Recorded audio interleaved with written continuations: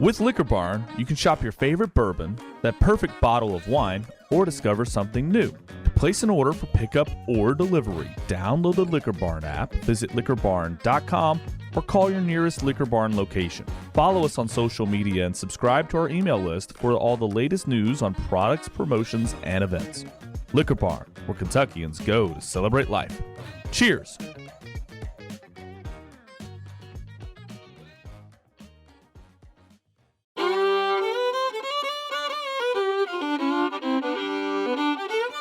Welcome to the Bourbon Life Podcast, your source for all things bourbon. Join your hosts, Mark and Matt, as they drink and review bourbons, share news about upcoming events, interview the who's who in the bourbon world, and, most importantly, bring you along for the fun of living the bourbon life. Now, here's your hosts, Mark and Matt.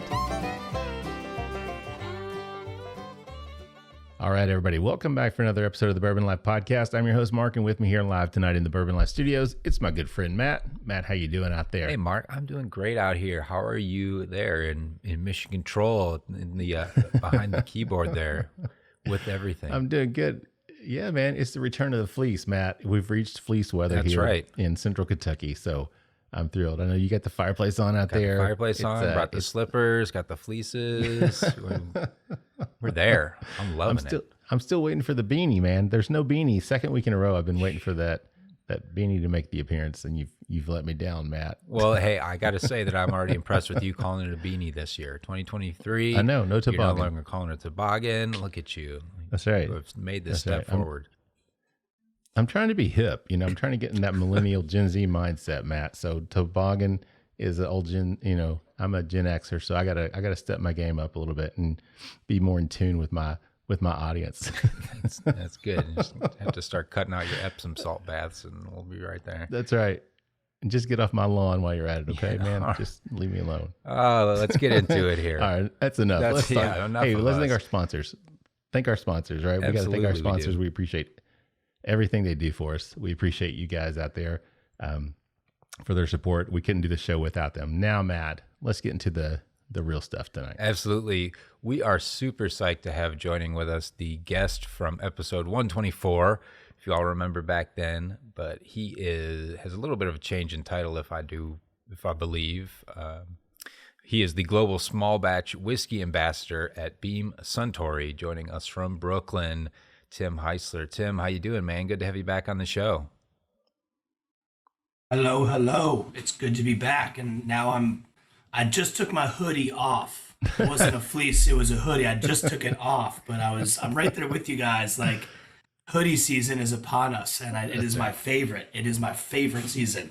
Yeah. See, I'm a big guy because it makes me feel like I can hide my bigness under a nice fleece, which never really works, but psychologically, Tim, it makes me feel better.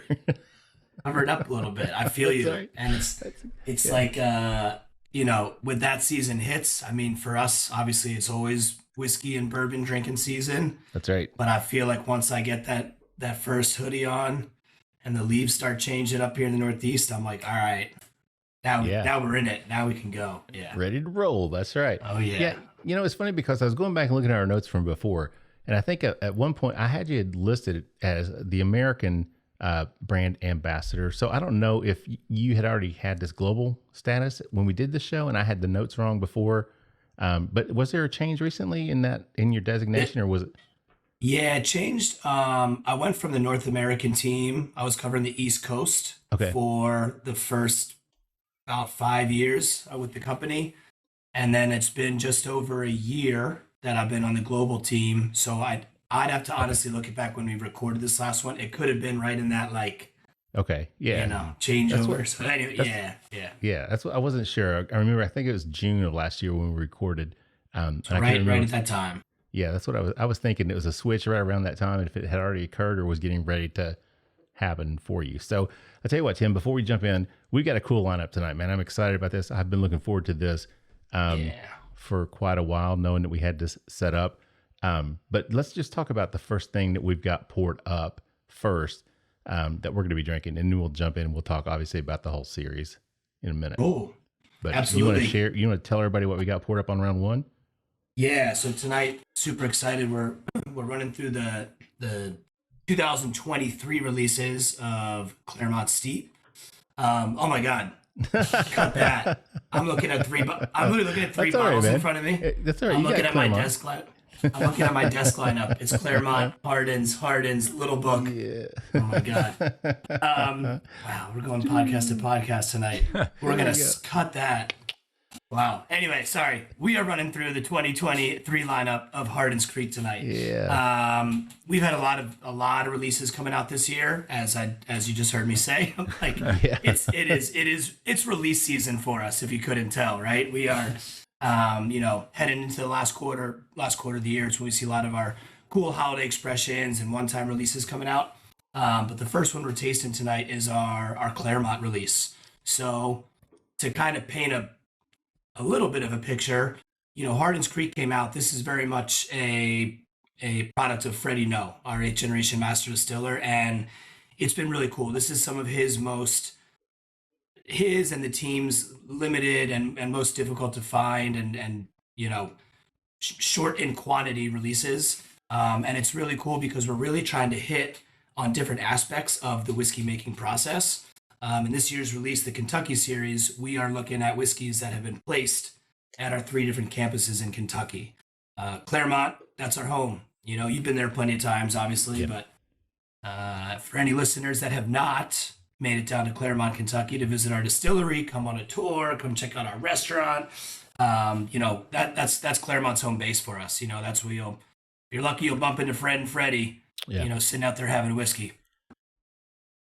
No doubt about that. So, Matt, let's talk about it. What are you picking up in terms of the nose on the Hardin's Creek? Well, I guess I should say first, 110 proof. All the releases in this lineup are all going to be 110 proof. They're all the same mash bill. And my understanding is, Tim, this is the standard Beam mash bill. Is that right? Yep. Same mash bill. We've seen a lot of new mash bills we're sitting on now and a lot of new stuff we're laying down, thanks to Freddie and the crew. But yeah, 17 years ago, we were not as experimental, I'd say, with a lot of the mash bills we were laying down. Okay. Yeah. So we got the standard Beam mash bill, 17-year-old, 100. I mean, man, it just makes your mouth water when you just say a 17-year-old Beam product. You don't even have to smell it, right? It's just like, oh my God. So Matt, what do you pick up in terms of the nose on it? It's got a really nice nose of vanilla. Pick up like nice stone ground corn, like a good buttered corn grits kind of aroma.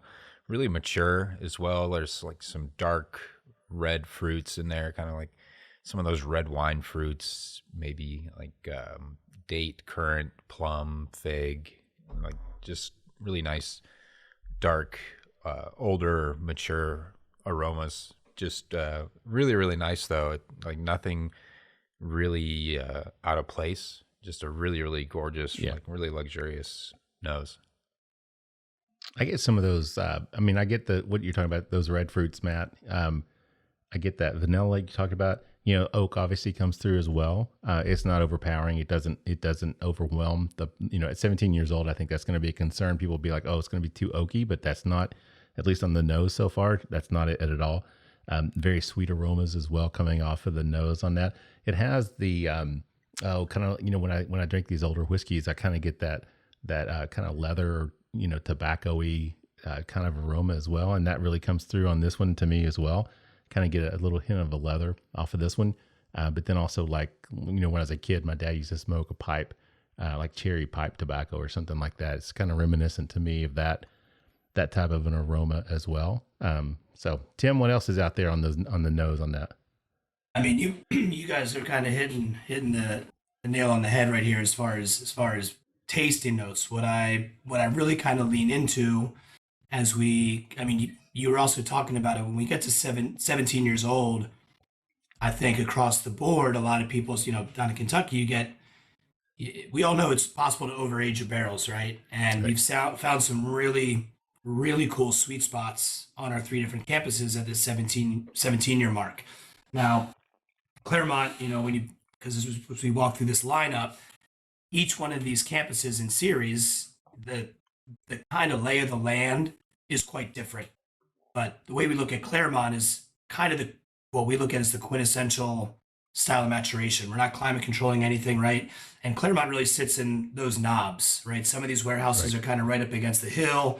They're tucked away in little valleys. So they get some really interesting, and I'd also say inconsistent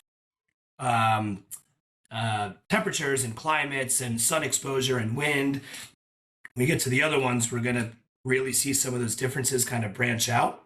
Okay. So what I love about this is like a true representation of what a lot of, I would say, the bulk of our barrels are experiencing, right? Like it's where this is for us why we love the warehousing and the romance of a warehouse, right? Is these inconsistent winds, climate controls, all that stuff. So, and then we don't put a lot of things out with a 17-year age statement on it. We, if you follow our full pipeline of brands and products we're putting out, this is definitely an outlier.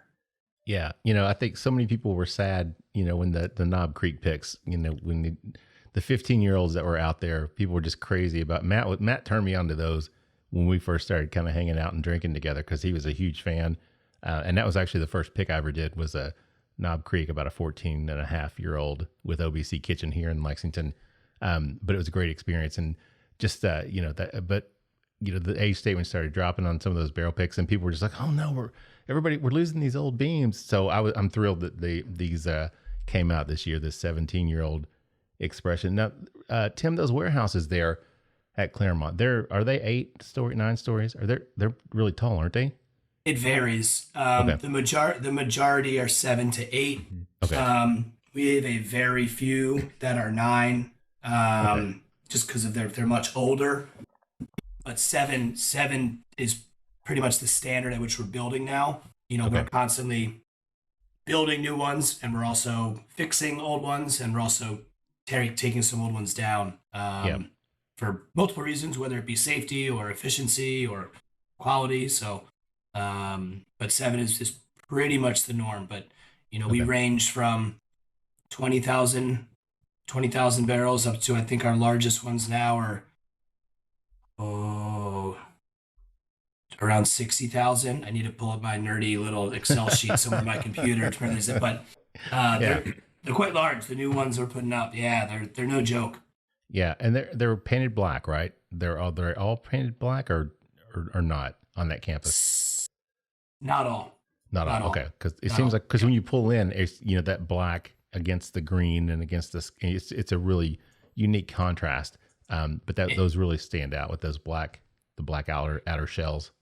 It is, and again, like this time of year, you get the leaves changing, you get those orange and yellow leaves and the black warehouse. I mean, it's and we know from that angel share coming out of the warehouse, a lot of the trees they start to turn black, from the ethanol escaping out of the warehouse. So I love that contrast. It's really cool.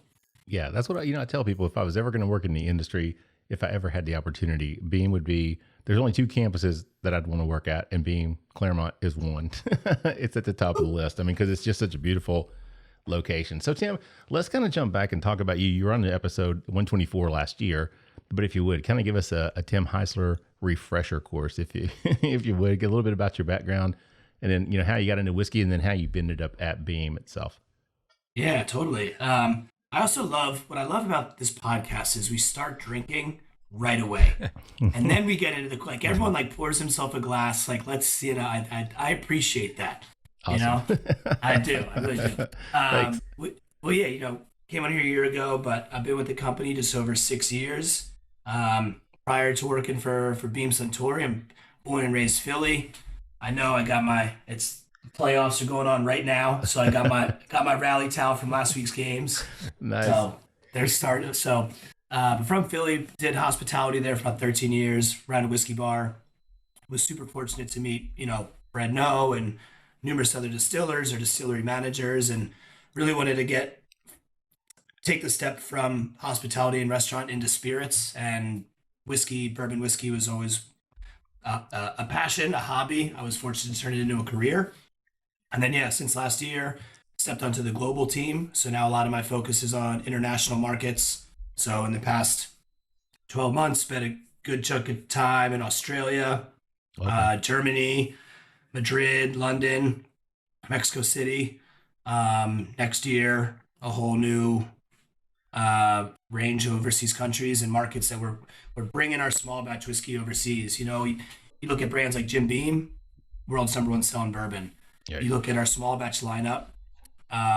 They don't really. I mean, they exist on a very small scale, and we're starting to bring a lot more of our small batch and premium marks to some international markets. So super exciting.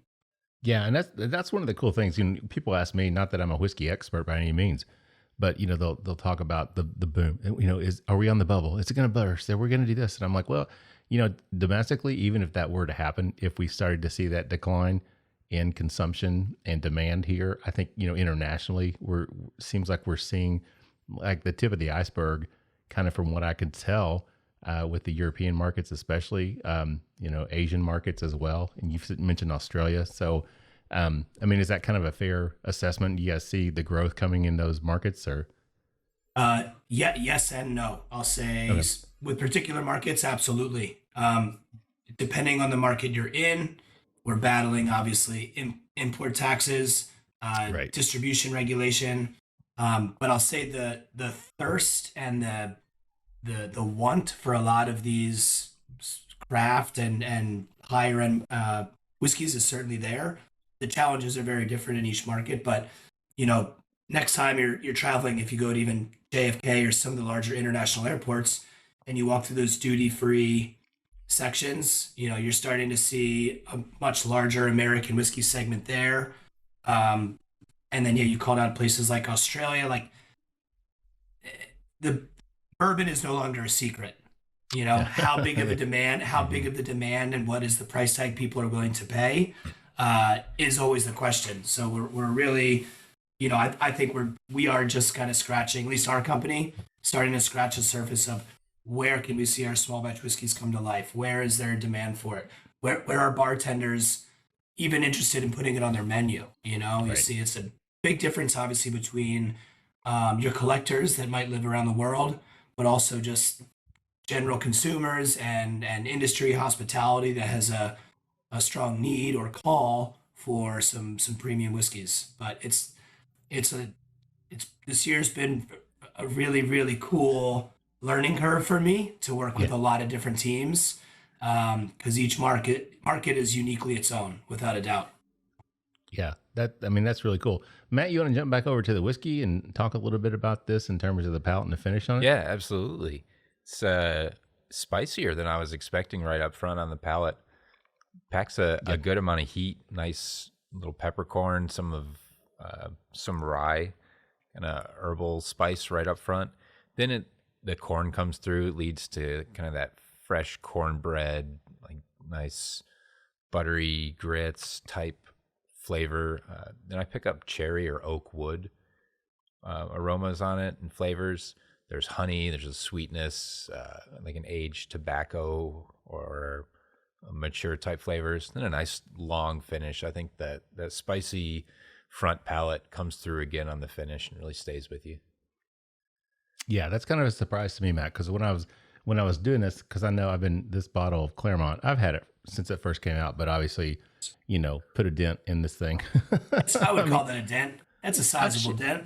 I've shared it. I've been nice, Tim. I turn people on to the Hardin's Creek for sure, man. So I will take that and share it, or guests come to the house. That's one that will definitely break out. But I had to go back and double check, because I thought, man, is this like the old granddad higher rye mash bill? Just because, like Matt said, that rye spice just jumps out and really captures you at first. And it kind of lingers on, you know. To me, Matt, it finishes almost like with more of a cinnamon. You talked about peppercorn right up front, but it has that kind of a sweet combination with cinnamon on the end of it. It's a little tannic as well, which normally I struggle with. But man, just that combination on this, the way it tastes, the way it presents, and the way it finishes, I really, really like that combination. Very nice. So, Tim, what else do we have on the palate and finish? I mean, I think for me, it's that baking spice. I think this one, like, it is a little bit sharp up front. I mean, the proof, we're stepping in out of, I just jumped right into it. I didn't have a pregame leading up to this one. So the proof always gets you warmed up real quick. But I think for me, it is the finish, the spice on the finish. And I had the same thought process as well of, was this our high rye? Well, like I've been fortunate to taste some of our high rye bourbons, high rye mash bills at some higher age proofs. And this one certainly kind of teeters the line of that. I wish I had the information on what floors all these barrels were placed in. Right. Because that might give us an idea of angel share and also alcohol content that we were losing over those years. Mm-hmm. I don't have that information, but this certainly, for me, drinks a bit more like some of our high rye bourbons. Yeah, I agree with that. Obviously, Matt agrees with that as well, but really like it.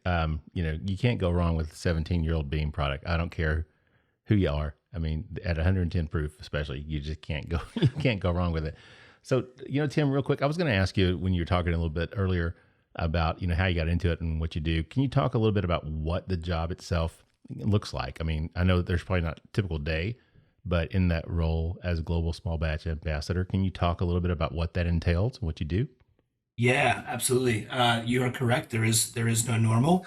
I'll say, as we were over in Australia this year, it was kind of almost a 3-week, 6-state. We were doing educational classes with everyone that works for Beam Suntory, that works for our distribution network, with bartenders, with bar managers, hotel managers, to introduce small batch to them, educate them on what we're doing in Clermont.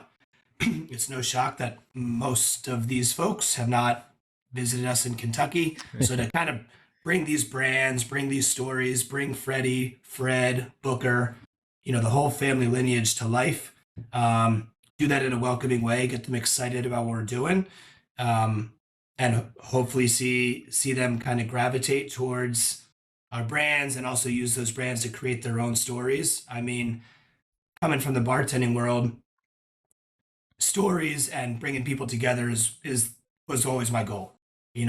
For me, getting through a long Saturday night to see new people meet each other, leave after exchanging a phone number, leave on an anniversary date and be excited about it. Maybe they had a great glass of whiskey at some point in that night to make that come full circle. The goal is to bring that to life anywhere in the world, right? So that's when we're overseas, and I got, having done it in the States where bourbon is known, right? You guys are familiar, right? If I fly to Chicago tomorrow, I don't need to be like, do you know what we're doing in Kentucky? They're like, yeah, we know what you're doing in Kentucky, right? You go over to Munich, Germany, they might not know what we're doing in Kentucky. So it's a different level of kind of bringing that story to life, right? And then while I'm here in the States, it's everything from, working alongside or helping out with our marketing teams, our sales teams. Freddie always makes fun of me. He's like, nah, you don't help us down in Kentucky. Stay out of here. I'm like, I know, Freddie, I know. We rag on each other all the time. If he was on here right now, it'd be dishing back and forth. But to bring these real life experiences of what is happening in the market back to our teams in Kentucky, back to our branding teams, our marketing teams in New York, it's a two-way conversation.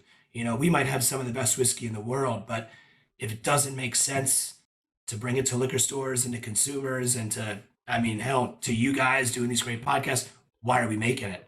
Right. So it is a two-way conversation of what can we do and what do people want? So, that was a very long-winded answer, but there is no normal. I mean, we're recording tonight at 7:30. I'll be up at 6 a.m. and flying to Kentucky tomorrow morning, and I'll be working with the team at the distillery for the next 2 days. So Wow. There's no normal, but I love it. It's great. Spirits are fun. Yeah. I talk with my siblings. Two of them are high school teachers. I'm like, oh, I had a real bad day. And they're like, really? Did some 16-year-old cuss you out and tell you you're an idiot? I'm like, no. But well, then your day wasn't that bad, right? I'm like, yeah, good point. I got to drink some whiskey with some folks on a podcast. You can't. This night wouldn't be one of them. But there are times when the days are longer than expected. But it is what it is. Well, man, that's a great answer. We appreciate you sharing that with us. And I'll tell you what, we're actually at the end of round one already, believe it or not. So let's take a quick break.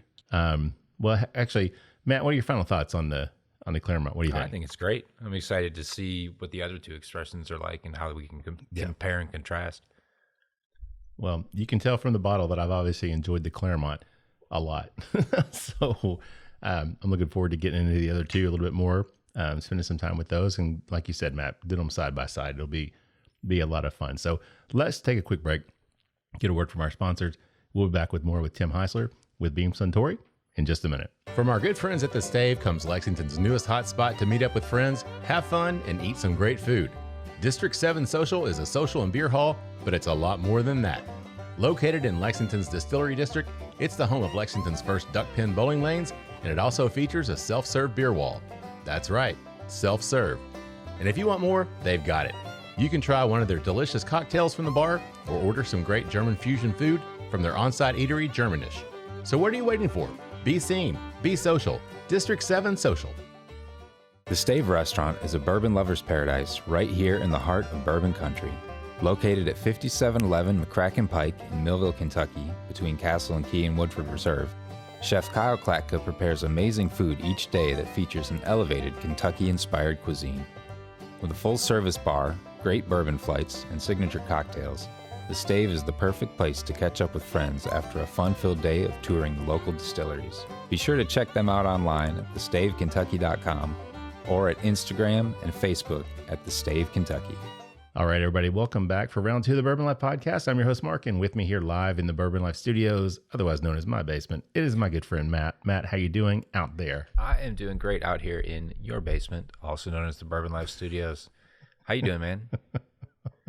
I'm doing great in my office in my basement. Good. As Bourbon Control Center, right? Yeah, that's right. Yeah, I'm feeling good, man. That Hardin Creek Clermont, gosh, that's just such a good pour. I'm excited to move on to this next one for sure. It's going to be a great one. We do want to thank all our sponsors for everything they do for us. Couldn't do the show without them. So Matt, let's just jump into it, man. We got a lot to cover. So you want to tell everybody who we have with us tonight? Absolutely. Tim Heuisler is the global small batch whiskey ambassador at Beam Suntory, and we are so glad to have him back with us again and have him here with you all on the Bourbon Life Podcast. Tim, welcome back for round 2.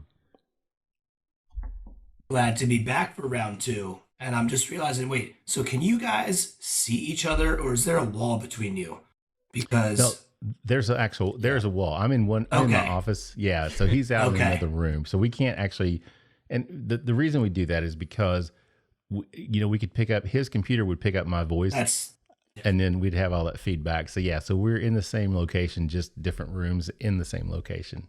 Matt gets the fireplace. The background, the lighting, everything. I'm like, I'm in a 1-bedroom apartment in Brooklyn, so I would not have the luxury of like, oh, he's right over there, she's right over there. Like, no, there's no breaking that up. So yeah. Nice to be back. Anyway, yeah. I thought y'all were in different homes until right now. No. Okay, all right. We call it the Bourbon Life Studios, but it is it is my basement. When we have guests that join us live in person, it's like, hey, you want to come over to the studios? And they're like, yeah, where's it at? I'm like, well, it's in my basement. It's like, would you like to come to my basement and drink whiskey with me?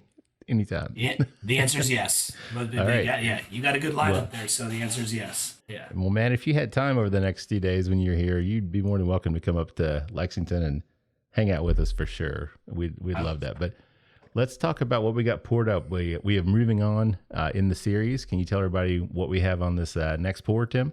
Yeah, next pour. So with the Kentucky series, we're doing our 3 campuses that we produce all of our beautiful whiskeys on. So release number 2 from Hardin Creek this year was our Frankfort series, our Frankfort campus. This is a really cool one. This was one I was, from a campus perspective, I was really excited about because, again, having worked with the company for 6 years, this is the last campus I was able to visit. So this is the original old granddad facility, the Frankfort property. So we don't distill here, but we do use this campus for warehousing and for bottling. So again, if you're coming to visit us on a tour, probably not going to go to Frankfort. But a lot of history there, and very, very different landscape than what we see in Clermont or in Boston.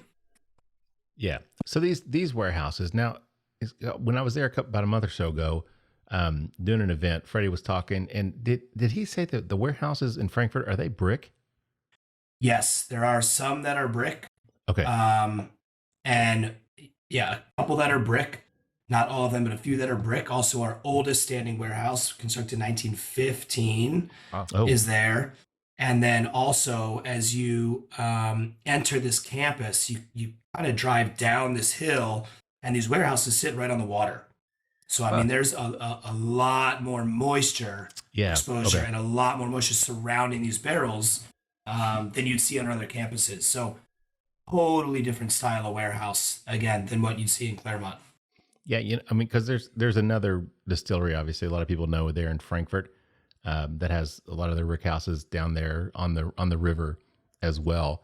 And I know one of their old ex warehouse managers talked about the fact that when the Kentucky River, when the moisture, the fog would roll off the river and would go through the windows that were open and just penetrate through the rick house, and it's just saturating these barrels.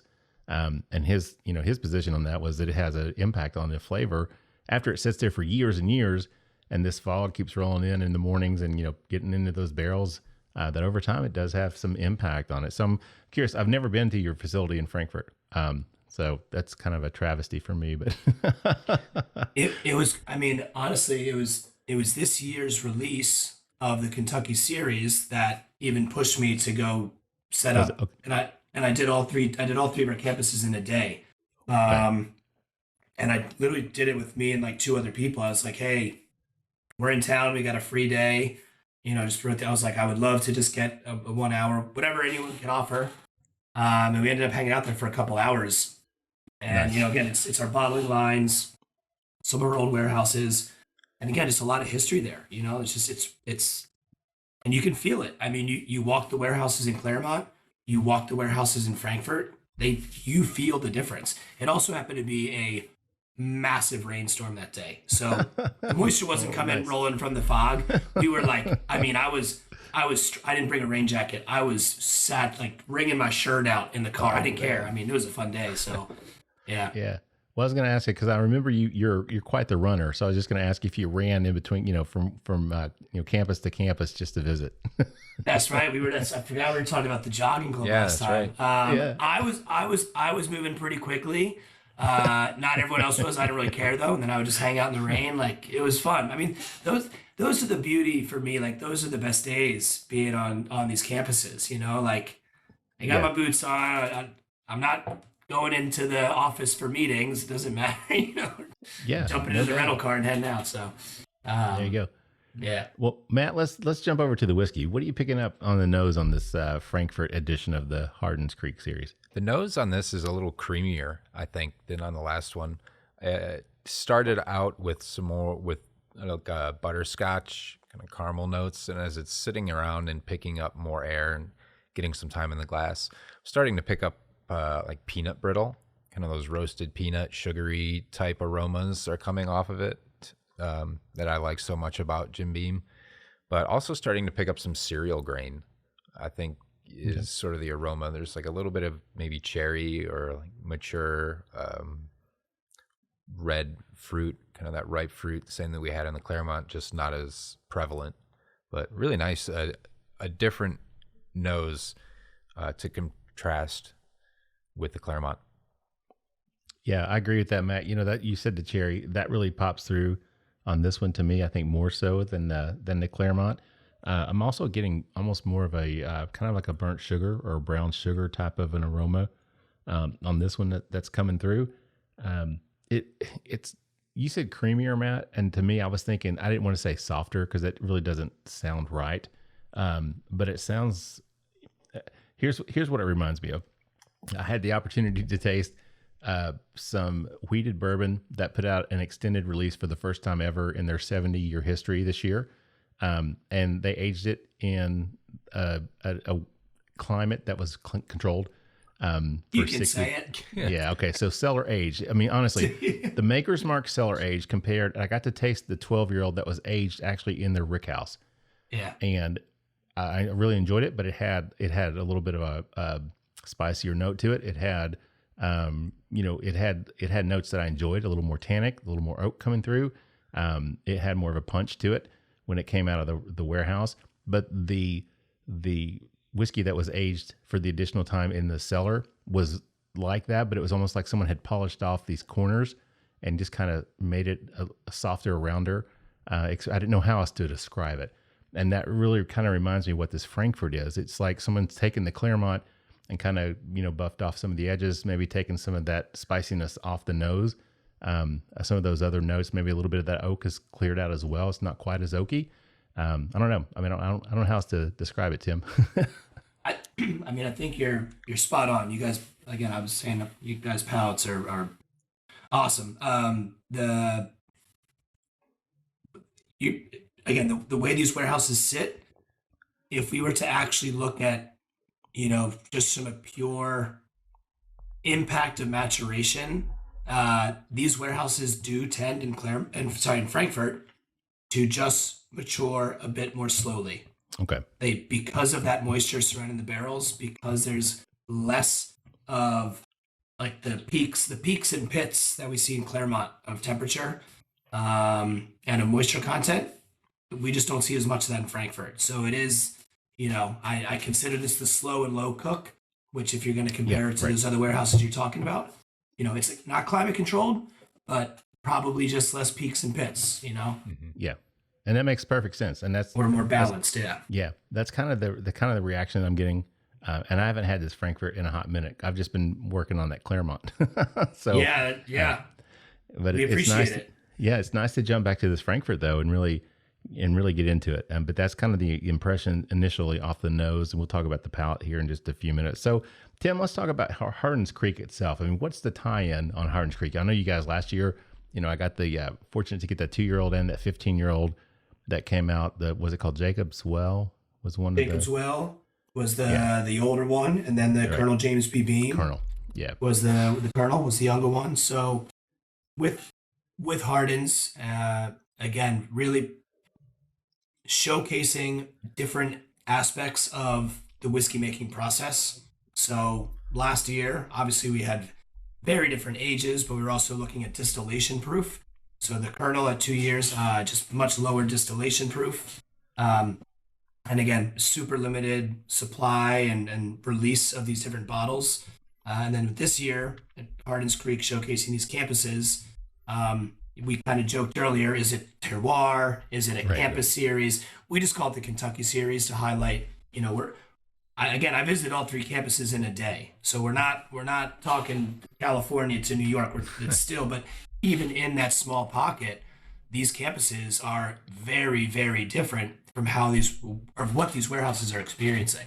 Right. And then Hardin's Creek is where Jacob Beam, our first farmer distiller, settler, Hardin's Creek was really our first water source. So I've never been there.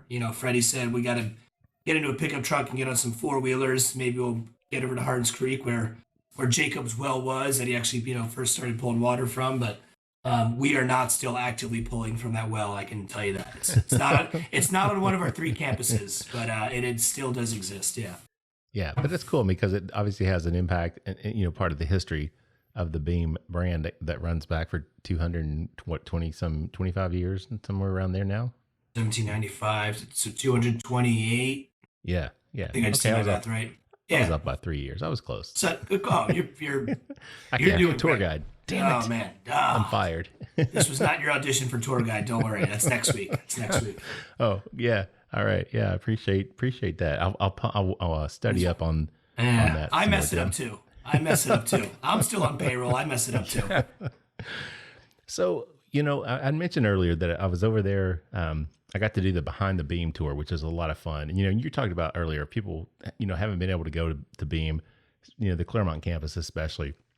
I mean, I would highly encourage anybody listening, if you've not taken the time to go, you definitely need to go check it out. One of the most beautiful, there's no question about it. It's just a beautiful facility. So much to do. Great restaurant now at the kitchen table there. But when we were there and we were in the warehouse and Freddie was pulling some bourbon out of the barrel for us, which was a lot of fun at like 10 o'clock in the morning. But during this conversation, somebody asked him about the Hardin's Creek in the series.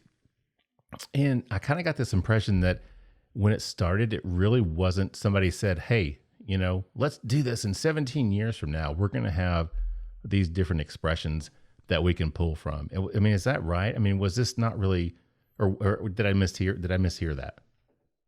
I mean, I guess it's, well, I'll say this. 17 years ago, we certainly did not expect to have a brand named Hardin's Creek, right? Because that was not created 17 years ago. Right. I'll say 17 years ago and probably still today, we're constantly experimenting. And Freddie especially. I mean, we're constantly putting pockets of barrels, now different mash bills, of different distillation proofs, to see what happens with it, right?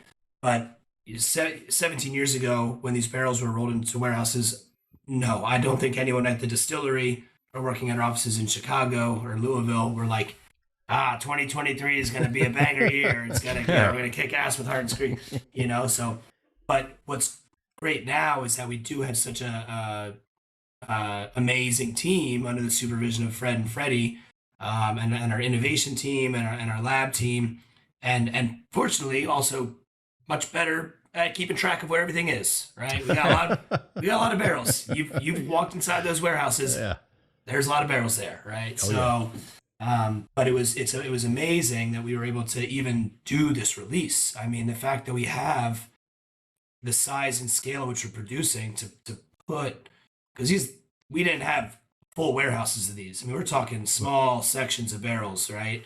Yeah. So it was really, we're lucky to even do it. I mean, I after going through this lineup, I hope the guys and gals in Kentucky are like, you know what, we should get ahead of this, and 15, 16, 17 years from now, let's do some kind of, because it's really cool to taste just how different these came out, Yeah, I agree.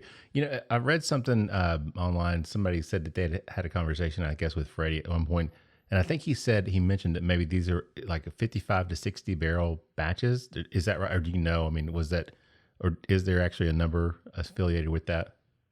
There is somewhere. I'll be honest. I'm literally looking at my. I'm on my work computer, but I'm like, do I have? That was one of those surprise questions that I just, came off the top of the head there, Tim. Sorry. Honestly, Freddie might be able to answer it. Okay. Other than extremely small and very hard to find. We didn't say, you know what, we got 500 of these barrels. We're just going to use 50. It's, there's not a lot of this stuff. I don't know the exact barrel count. Okay. Yeah. Well, now, was there a reason why 17 years on this release? I mean, was it just because everything was at 17 years and it's like, hey, we need to put these out before we cross that bridge to Tannic land where we're not going to be able to do a whole lot with these? Or, I mean, how did that come about?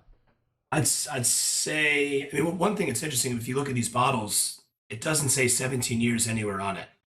The point of putting these out, I don't ever want to shy away from the fact that these are 17 years old because it's really awesome.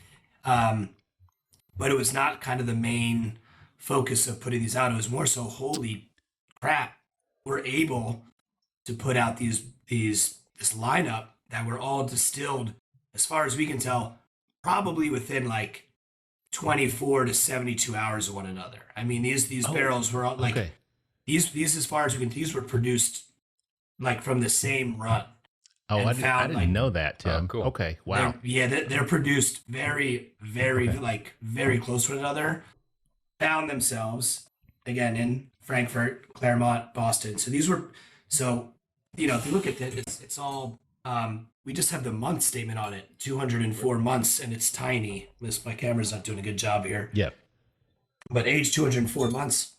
So I don't want to shy away from the age, but it's a very, very small little stamp on it. It's more so the fact that these campuses are just that different. But also, yes, we all know, again, we don't have a lot of whiskeys. I mean, you got the Knob Creek 18 behind you there, Matt. We don't like to go past certain ages. Right. Are there beautiful things that you can do in a filtration lab? Absolutely. But we don't want to risk getting too deep into these barrels. Because I'll tell you what, we've probably certainly sat on some that have got there and you're like, well, that's not great. these are great. We feel really confident putting these out at this age, at this 204-month mark, and that's cool. Yeah. Well, speaking of the whiskey and the age and everything else, Matt, let's jump back over to the palate and the finish on this one, on this Frankfort release of the Hardin's Creek. What do you think in terms of the palate and the finish? The palate for this was a little more of the nutty flavor that I think I caught on the nose.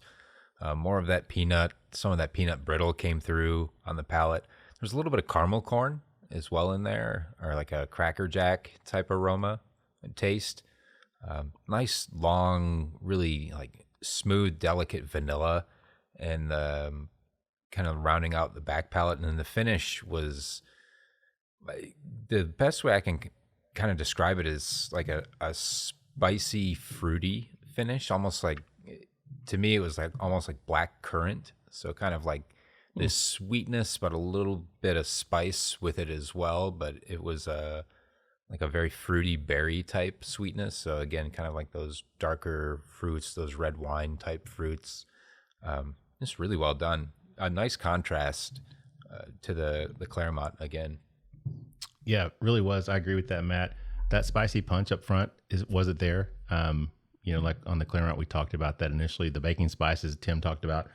I mean, this does have that the palate, the finish that we talked about, Matt, or you talked about. That to me again, it's kind of like a cinnamon, but I get that fruitiness you talked about as well.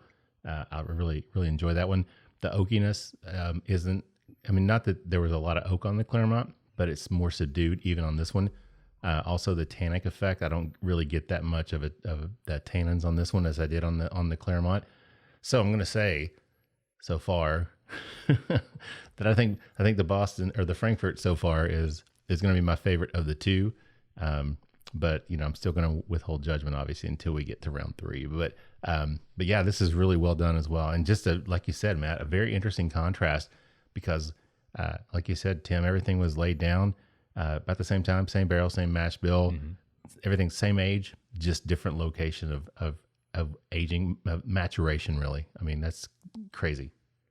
Yeah, and I think the nuttiness for this, we talk so much about, that kind of somewhat consistent nuttiness you'll find through some of our brands because of the yeast strain we're using. And for me, this one, as Matt hit on, this is one I definitely pick up, I taste, and I'm like, oh, this is made by Fred and Freddie. Like, this is coming from our distillery. And I love that. And at this proof, at this age, it's that I would agree. I like this one more my style, I'd say, compared to the Clermont. And again, to realize they were just an hour apart from one another, it's just like, it's really cool. It's cool to taste side by side. Mm-hmm. Yeah, I agree 100%, man. So that just makes me even more anxious to get to the last one because I've heard so many good things about it. I've only had one pour of it, and it was several weeks ago. So I've been kind of waiting. I've been holding off because I knew we were going to do these side by side. Yeah. So I didn't want to jump in and taint my your opinion. Yeah. That's right. Well, we are actually at the end of round 2 already, believe it or not. So I think this is probably a good place for us just to take a quick break.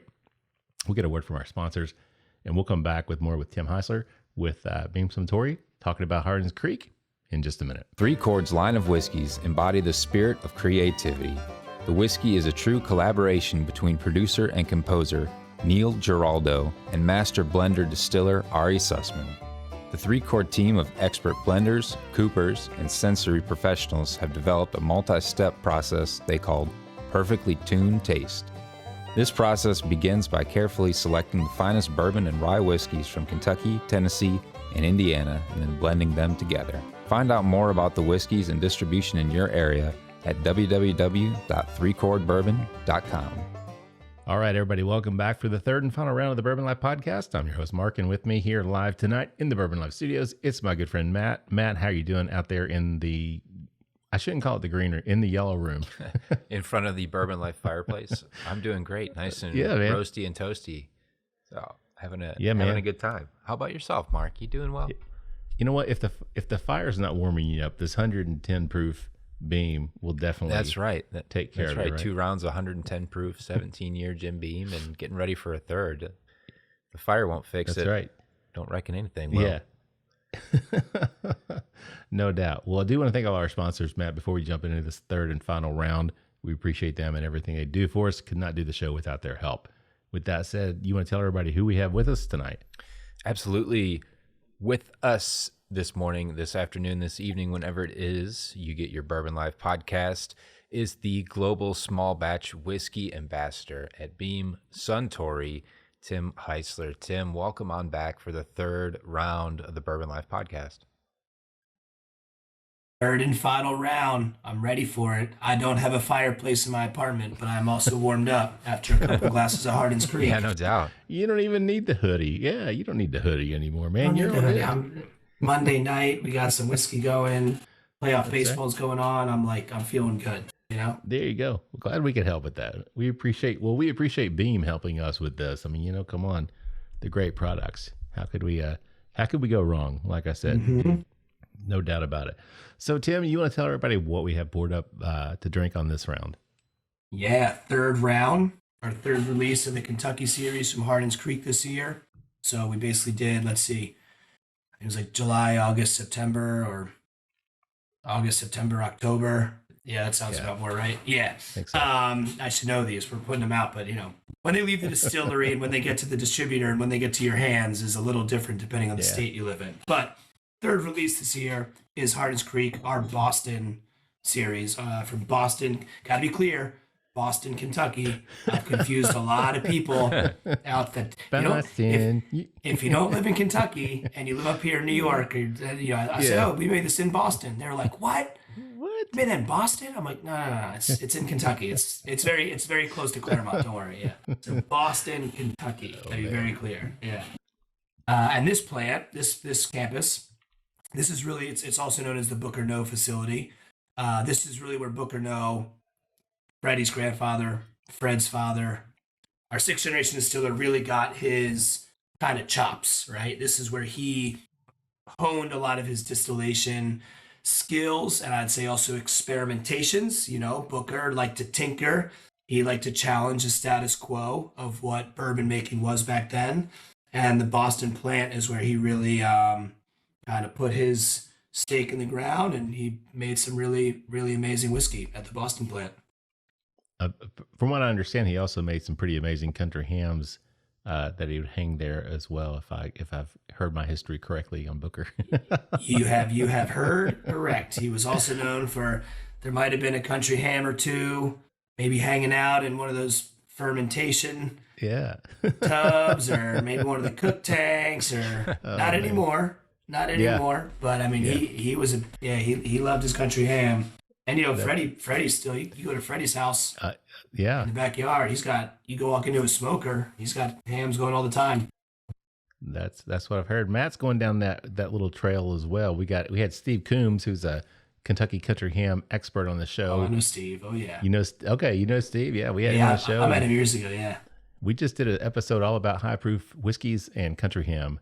And he turned me on because I had, when I think country ham, I'm from Eastern Kentucky, man. It's like thick cut slab. You throw it in a cast iron skillet and fry it up. And he brought this thin sliced prosciutto style country. Oh yeah. Mm-hmm. Changed my life forever. Oh man. So I've talked to Freddie a few times about that. So that's really cool. Matt's gone down the rabbit hole just a touch on that. So he's getting into it. He's done his own with Steve actually early this year, right? Yeah, Steve and I did a few together. I've currently got them hanging out back at my house right now. So we're through the summer sweat. Hopefully get to maybe break into one of them here for Christmas time. Are they just outside, or do you have them like are they just hanging outside? Oh, really? Yeah. Oh, no way. All right, I can't do that on my back. I don't have a here. Hanging hams in Brooklyn. Yeah, you can't do that. I thought again, just knowing what Freddie does, I think he's got to be covered, or I don't know if he's hanging outside. That's awesome. They're under a porch, but yeah, they're just hanging out there. So every time the dog went out, would go outside. Staring up at those things. Larceny in their heart. Oh man. So Tim, we talked about it a little bit before, but I mean, you guys, the campuses there, everything, you guys have really gone through some expansion here over the last year or so at the Clermont, and then also at Boston as well. Can you kind of talk about some of the big changes and things that have gone on there? Yeah. So, I mean, obviously in Clermont, it was during the pandemic. We had already planned on building a craft distillery. Freddie really led that charge, and that's now up and running. So, bookers, bakers, a lot of our experimentals, a lot of our new projects are coming from Freddie's craft distillery. You already talked about it earlier, having lunch at the kitchen table. What a killer restaurant that we opened up there. I mean, if you went to Beam pre-pandemic, you remember we had this tiny little shack called Fred's Barbecue Shack. Yep. And it was like, it was the size of my little office here, right? You walk in, get some barbecue, walk outside. Now we got this beautiful restaurant and cocktail menu, and we're making pizzas with the yeast that we make our whiskey with. I mean, it's just like, I couldn't be more psyched about the folks at Kitchen Table, and that our distilleries become not only a destination for whiskey tours and the gift shop and all that, but like people just show up for lunch. I mean, people drive to Clermont, they're like, I'm going to Kitchen Table for lunch, which is just great. And then at the Boston plant, I'll say Boston, for the most part, we are producing Jim Beam white label all year round. I mean, we talked earlier about now being, traveling internationally and seeing some of the other markets, to see the passion and the love and affinity for Jim Beam in so many countries I didn't expect is really cool. And now we're kind of following up like, hey, we also make a bunch of other really badass products. Why don't you try Basil Hayden? Why don't you try Knob Creek, right? But so the Boston plant has expanded as far as just production capabilities, sustainability. We're increasing warehousing. So we're not, you talked earlier, is that bourbon bubble, like, have we hit it? Well, according to a lot of people that are a lot smarter than me and building out these facilities, we haven't. So right.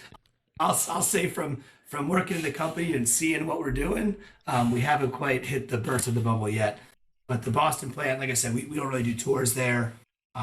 Great team. Michael Voiles, he's been with the company 16, 17 years. He's our distillery manager over there. So we got a great team at all of our facilities. But the Boston plant's really, really special. Again, having that homage to Booker and producing the world's #1 bourbon all day. Very, very nice. And Matt, I did it, man. I haven't done it in a long time, but I forgot to talk about the nose. I'm just so excited to ask questions of Tim. So, man, let's reel it back in. Matt's going to break it down. He's over there he's scribbling his notes. I can see it. He knows. Matt scribbles notes every show, man. I'm just sitting here like a knot on a log asking questions, and Matt's just like taking notes and writing and everything. So Matt, what do you get on the nose on this final expression, the Boston release of the Hardin's Creek? I find the Boston to be a little bit sweeter than the other two on the nose. I pick up like a really berry jam kind of note, like kind of a jammy fruit jam on there. Then some of the familiar flavors that we've had. This has a little bit more of a bread note, I think, like fresh baked bread, kind of toasted bread aromas, but there's like the undertone of cherry, the nice long smoothing vanilla. Of course, the oak makes a presence, but in this one, certainly not overpowering. Just really well rounded. I think I find this one to be like the nose on this a little tighter. It's more of the flavor and the aromas really like seem to fit tightly within this sort of like characteristic and profile. Matt, what about any nuttiness on this one? Because you talked about picking up that peanut brittle. Yeah, I can see some nutty aromas on this one. I don't think it's as pronounced as, say, on like the Frankfort, but maybe more. This could be even like less peanut, more of like pine nut or something just not as distinct as a peanut to me. Maybe even like walnut initially or something. Yeah, initially it kind of stood out to me, but then it's like dissipated, and I thought, well, maybe because you'd mentioned it on Frankfurt, I was looking for it. Because now I'm having a hard time picking it out, but I do get that sweetness. Again, almost to me, it's like brown sugary sweetness. The cherry comes through, vanilla. Very, very nice. I'm kind of torn between this one though and the Frankfort Noes. I'm not really sure which one. And I didn't save any, Tim. I could pour it more, but you know. I kept a little nice in smart move. each one. You know, yeah, I should have done Yeah, that. I did the same. Let's Kept a just little. forgot to talk about, you know me, Matt. I mean, if it's in the glass, it's in my belly. So, you know, that's just the way it works. So, forgot to talk about the color. This one, when I poured it, man, it just popped on the desk. I could just see it. I was like, wow. I mean, that's beautiful. And I'm sure the other ones look similar. But man, this one just, the coloration on this one it's gorgeous. Absolutely gorgeous. Totally. So, Tim, what else did we miss in terms of the nose on this? And anything else that stands out to you on that?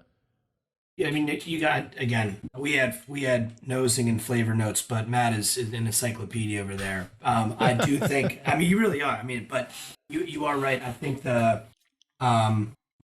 liked how you described Frankfurt as a creamy nose, because it's typically not how I would describe, that's more of a body type for me, right?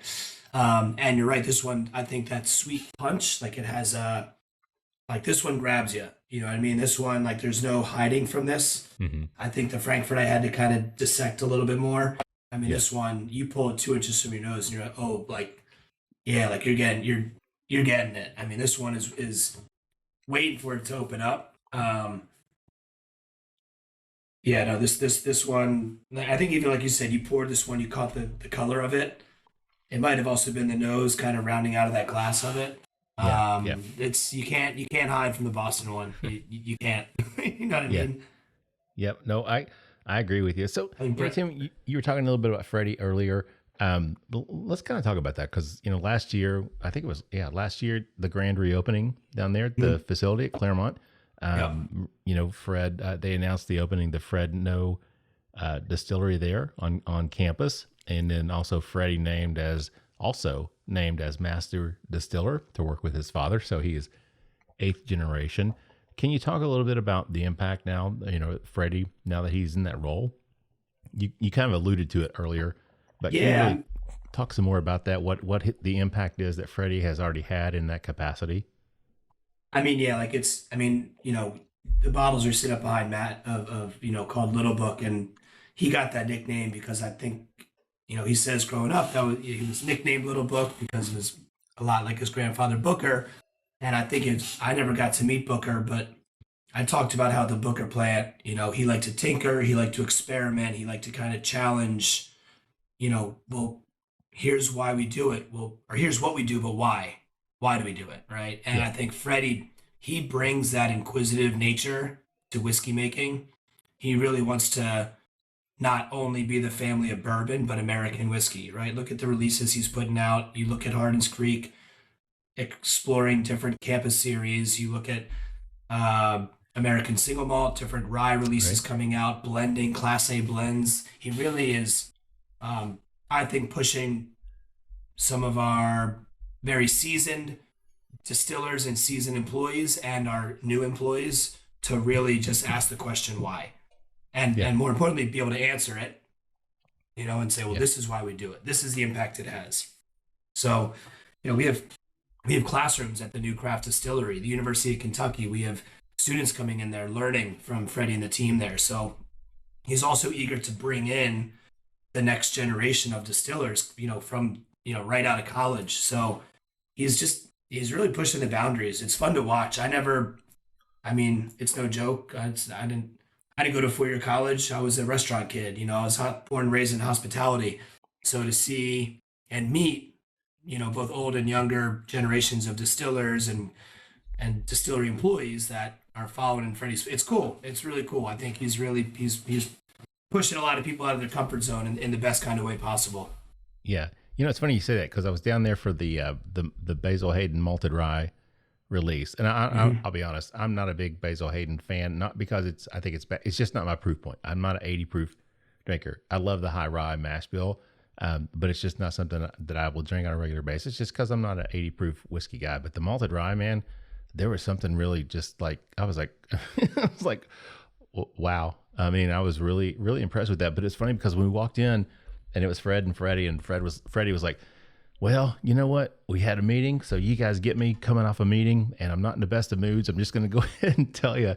He's like, you know, if you come to me and you tell me something, and I ask you why, and you can't tell me why you're doing something the way you're doing it, then I'm not going to be too happy about that, you know? And it was kind of funny. It was funny, but it was like, wow, man. I mean, you can tell.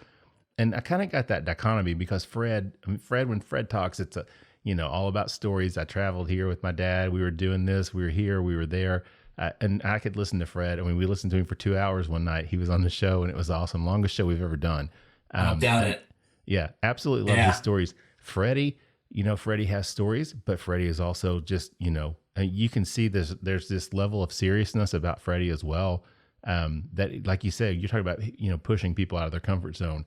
You can just tell he's got that mentality and that drive, or at least it perceives to me. I mean, is that an accurate perception? It's very accurate. And I mean, I'll say, we're the same age. And when I started working for the company, we're both young 30s when I first started. And I was like, I'm excited. I met Fred. I met Fred as a young bartender. Fred's the reason I wanted to start working in this industry, right? Fred came into our bar in Philly. He's like, "What's up, y'all?" Like, we're drinking Bookers, and it's 2 p.m, and I'm like, let's go, So when I got to meet Freddie, you never know. I'm like, is that? But he really, we toured the distillery together.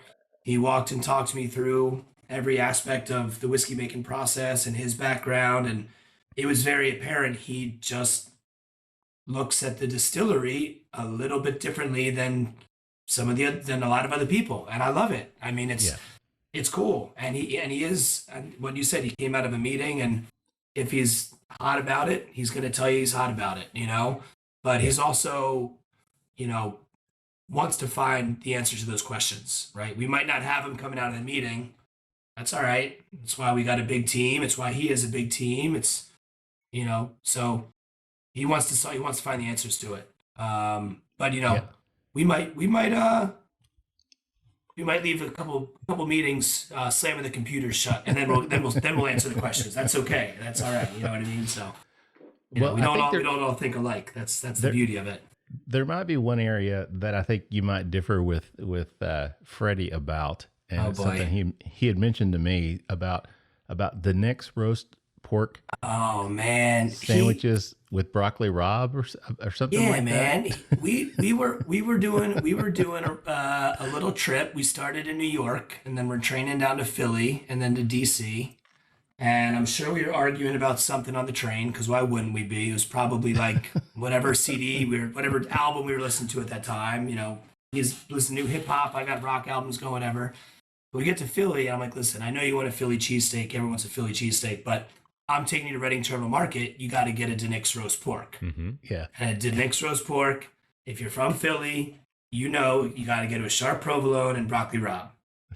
And he's like, all right, I'll try it. And man, he could not be more pissed off about having broccoli rabe on a sandwich. He was like, you do not put bitter greens. And he pulled all that shit off. And then he's like, this sandwich is great. Sharp provolone and roast pork. And we still to this day battle. I was in Kentucky a month ago, and he pulls his phone out, and he's like, look at these sandwiches. He's making the whole roast pork setup at home. Not a green in sight. I mean, he's so anti-broccoli rabe now. And every time now, I was in Philly last weekend. I went to get a roast pork sandwich. I sent him a photo, and he's just like, nah, man. He's like, you guys are crazy. You guys are crazy up there. But that's so wait, awesome. Are you Nick's or John's then? Well, so I would go to John's roast pork, but based on where we were, like the hotel, we're in Center City, so had to be mindful of like we're walking here, and Reading Terminal's cool, you know what I mean? Yeah. But John's roast pork is for sure a great sandwich. Mm-hmm. But when you're hosting people and we're on the road.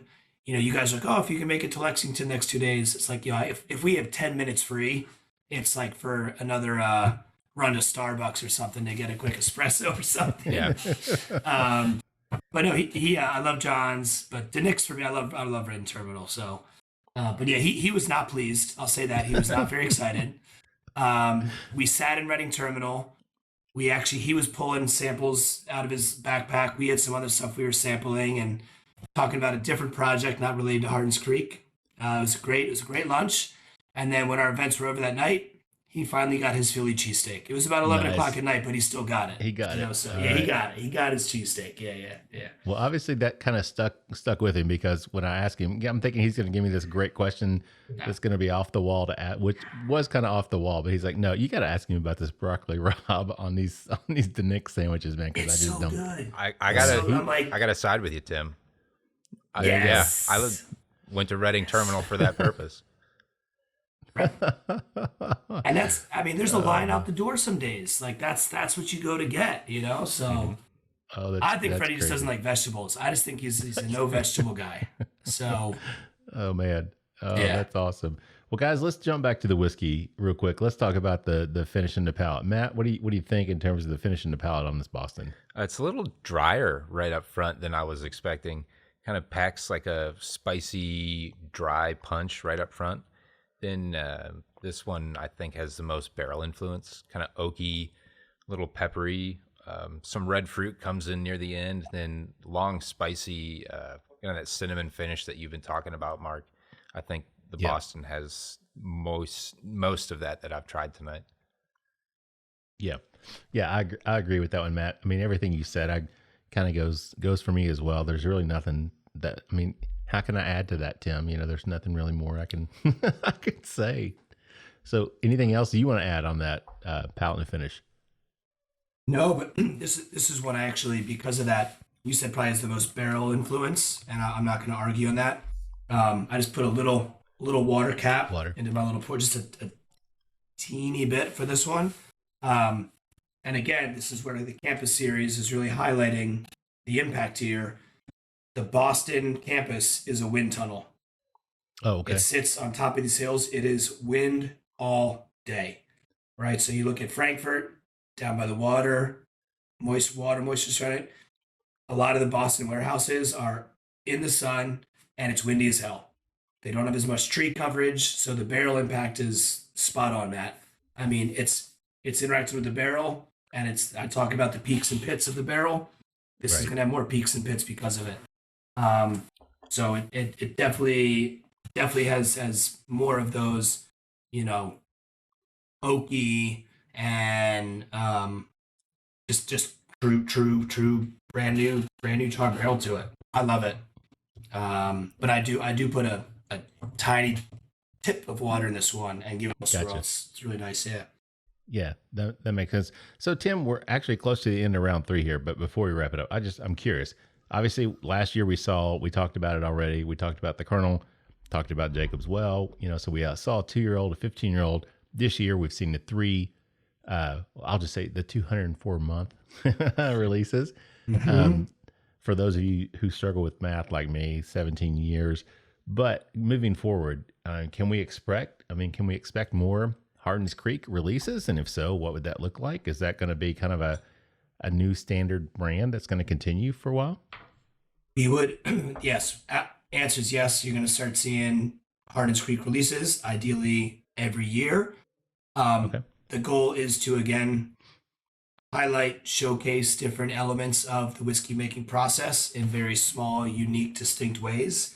And also really showcase some of the, I think some of the best whiskeys Freddie and the team are capable of putting into a bottle down there. So it's going to be small releases, limited releases, what we're doing next year. And now I feel like you're Freddie trying to get me in trouble. Like this is like Freddie putting me on a recorded line. Like, let's see if Tim messes this one up, right? You can expect to see a cool Hardin's Creek release. Always every year moving forward. But I can't. I'm not Freddie. I can't say we're doing next year. So unless you caught that from him a couple weeks ago, then you know more than I do. Okay.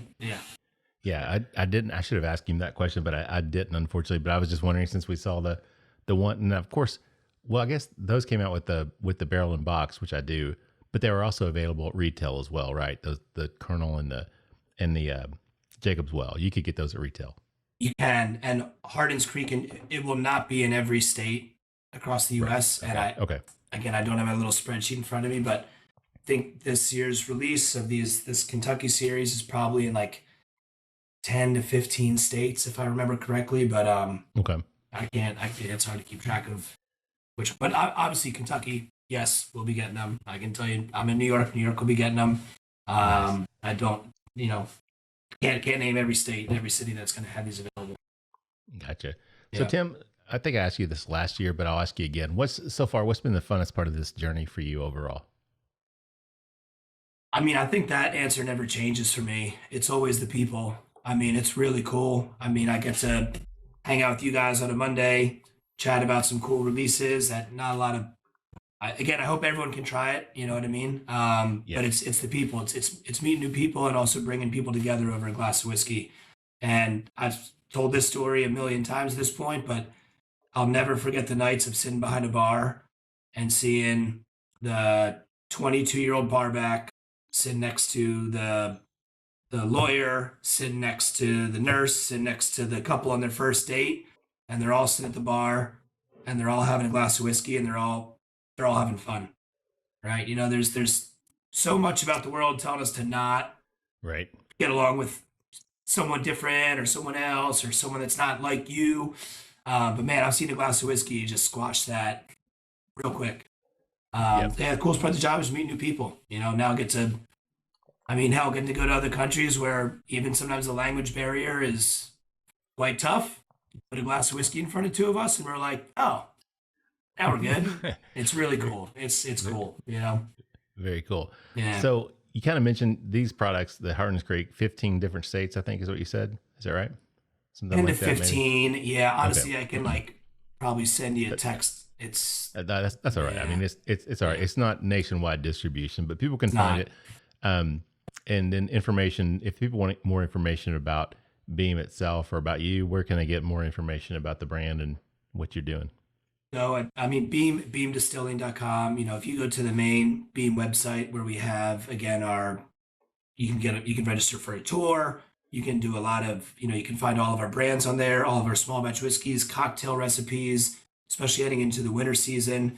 Each one of, whether it's Hardin's Creek or, can't say we have a lot of recipes for Hardin's Creek because it's $150 bottle, but some of our other brands, if you want to make a nice, winter punch, you can find great recipes. Myself, you can just search my name on Instagram. I'm very active. I'm constantly sharing stories from around the world, in different cities and states. And it's going to be a combination of really cool whiskey stuff and probably a lot of stuff of my 9 nieces and nephews. So it's kind of a weird juxtaposition of family and whiskey, but that's what you're going to get, Yeah. Oh, that's awesome. Yeah. All right. So I'm going to go on record and say my favorite, which I just poured up another glass full of here, is the Frankfort. I'm going with Frankfort tonight. Are you a Frankfort? Are you? Okay. Yeah. Matt, I don't think you're a Frankfort. You're a Boston guy. I'm Clermont. You're Clermont. Yeah. Oh, I love this. Actually, I like the Clermont. love this. All right. I love this. And Go so figure, man. The last time I did this a month ago, I was the one on Frankfurt, and the other two were Boston to the moon and back. No questions asked. Nope, Boston. I'm all right. I love this. I'm so happy. It's good. It's great. Isn't that cool? I mean, that's funny that you can take the same bourbon distilled the same way within a certain time frame of each other, the same type of barrels, and you just put it in different locations, and it turns out so different, right? I mean, it's just crazy. That's a cool experiment. I need to keep a running tally of this. I really do, especially from a lot of, I would say, seasoned whiskey drinkers that have had a lot of things under the sun. I love that. I'm getting such different answers on this. It's cool. Well, it's funny because, like I said, I've had several people say, man, Boston's the best. Boston, you got to go with Boston. I'm like, okay. So I had this preconceived notion. I'm like, I don't want to listen to that, but it's in the back of my head.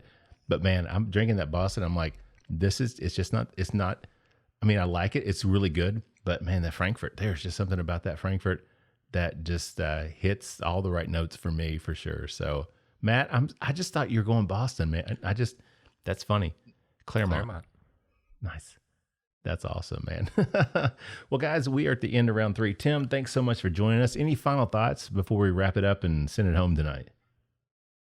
No final thoughts other than, we're entering, like I said, the holiday season, whiskey drinking season. It's a pretty wild world out there right now. So if you're able to get a bottle of one of these, share it with some friends, new friends or old friends, and if you got two great friends, each one of you go find each release and then get together and do the lineup tasting like we did tonight.